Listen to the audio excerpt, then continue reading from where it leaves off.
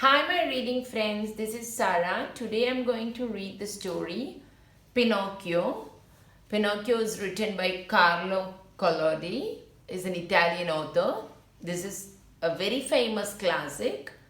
So let's go on this adventurous tale and see what it is about. Once upon a time, in a quaint little village, a beautiful wishing star shone brightly in the evening sky. A cricket named Jimmy wandered along the village streets. He spotted a lighted window and went inside. Jiminy Cricket looked around, amazed. You can see how Jiminy Cricket is looking around. He had stumbled on a woodcarver's shop full of fantastic clocks, cute little music boxes, and shelf after shelf of toys. The shop belonged to a kind old man called Geppetto. Jiminy watched as Geppetto took his paintbrush and carefully painted eyebrows and a mouth onto a small wooden puppet. Figaro, his cat, and Cleo, his goldfish, watched as he worked. "I have just the name for you," Geppetto said when he finished.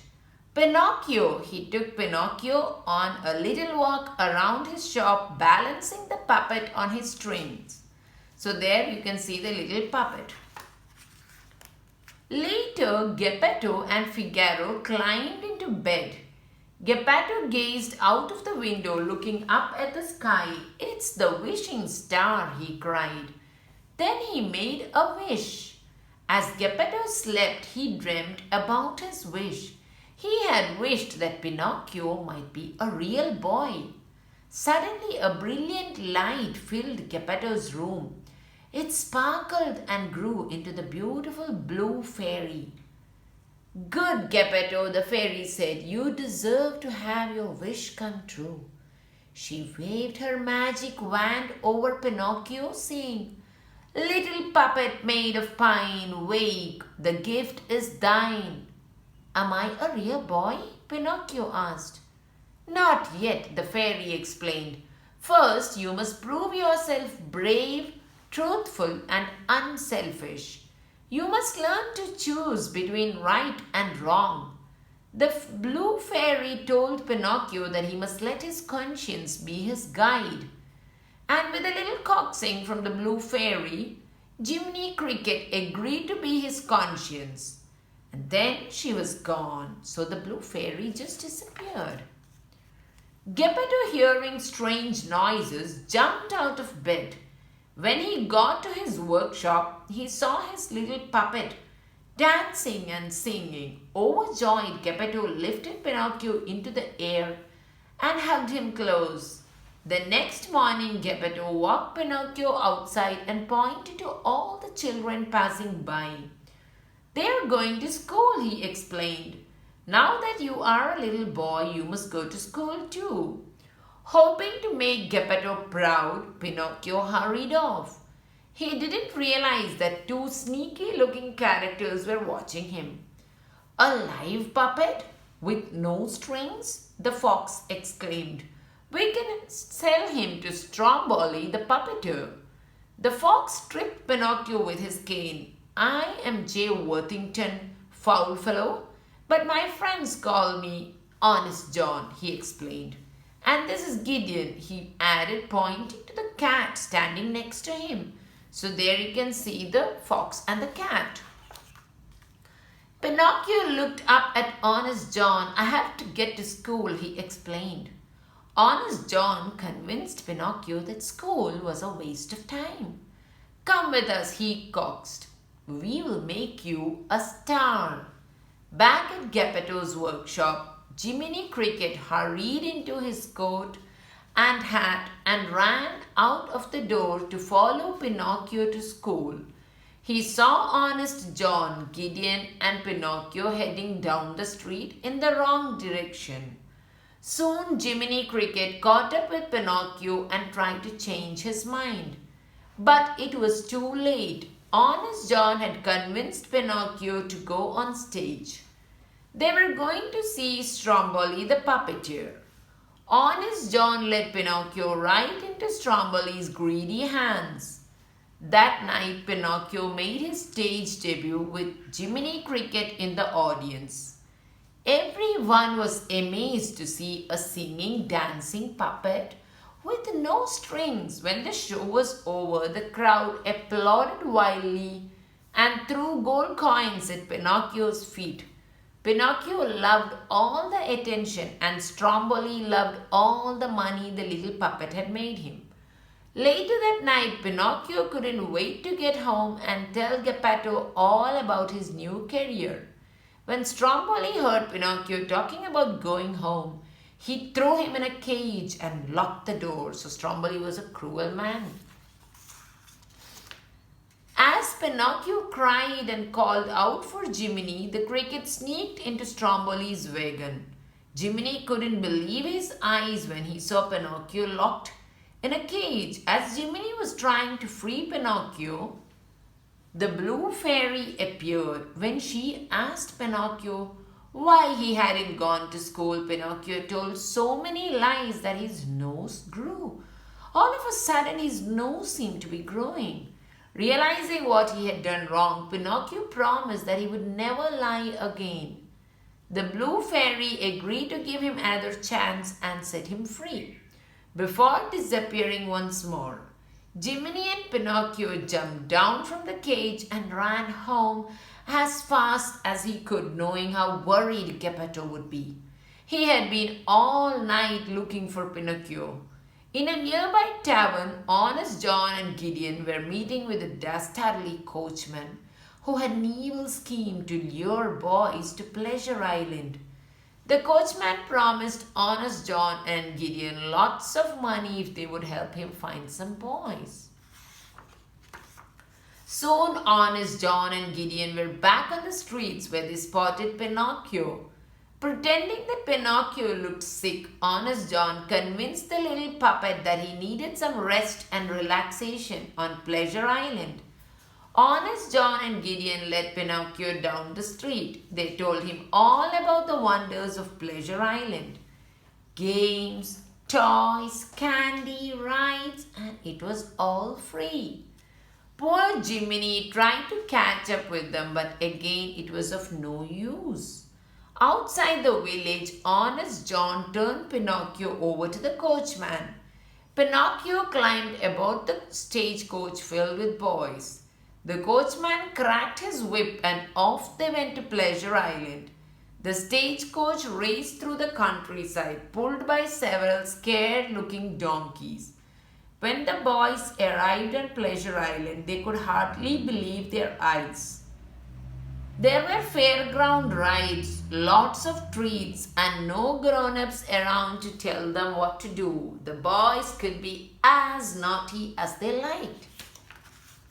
Pinocchio soon made friends with a boy named Lampwick.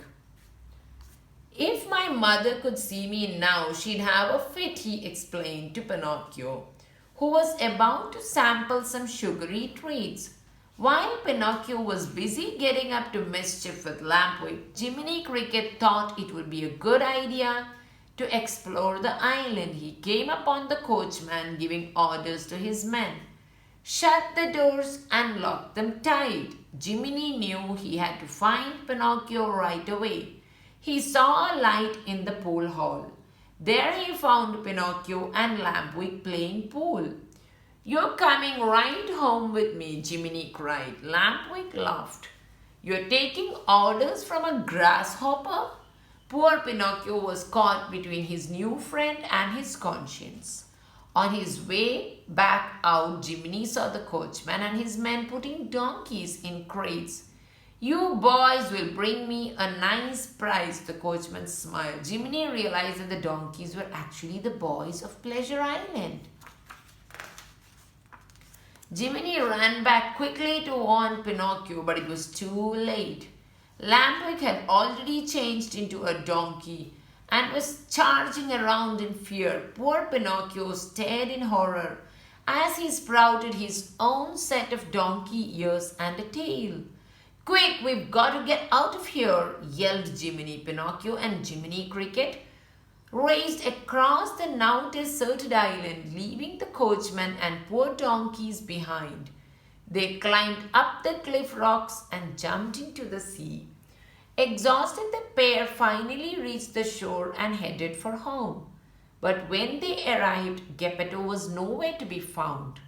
A dove flying overhead dropped a letter for Pinocchio. The letter said that Geppetto had gone looking for Pinocchio and had been swallowed by a whale named Monstro. Pinocchio and Jiminy headed back to the sea. At the bottom of the ocean, they began their search for Monstro. Pinocchio and Jiminy asked every fish and sea creature where to find Monstro, but no one would help them. There was no one to help them. After searching everywhere and after asking every fish under the sea, suddenly Pinocchio spotted Monstro just as the monster was waking up. Meanwhile, deep inside Monstro's belly, Geppetto was hoping for a miracle. There isn't a fish left, he explained to poor starving Figaro and Cleo. If the monster doesn't wake up soon, I am afraid we are done for. Suddenly, Monstro started to swim. He was ready for lunch. He opened his gigantic jaws and sucked in an entire school of fish and Pinocchio along with them. Pinocchio and the fish swam down the whale's throat and into his giant belly. When he got there, Pinocchio found himself in the arms of a very happy Geppetto. We must get out of here, Pinocchio said, but how? Then Pinocchio had an idea. He began chopping up furniture. We'll start a fire and make lots of smoke, Pinocchio said. Then Monstro will wake up and sneeze us out. Monstro soon felt the fire in his belly. Inside, everyone quickly jumped onto a raft that Geppetto had built and paddled towards the whale's throat. When Monstro let out an enormous sneeze, he blew the raft out to sea. Monstro was furious. Seeing the raft bobbing up ahead, he chased Pinocchio and Geppetto, who were holding on to the raft for dear life. Monstro reached the raft and smashed it into pieces with his tail. Pinocchio, holding on to Geppetto, swam with all his might.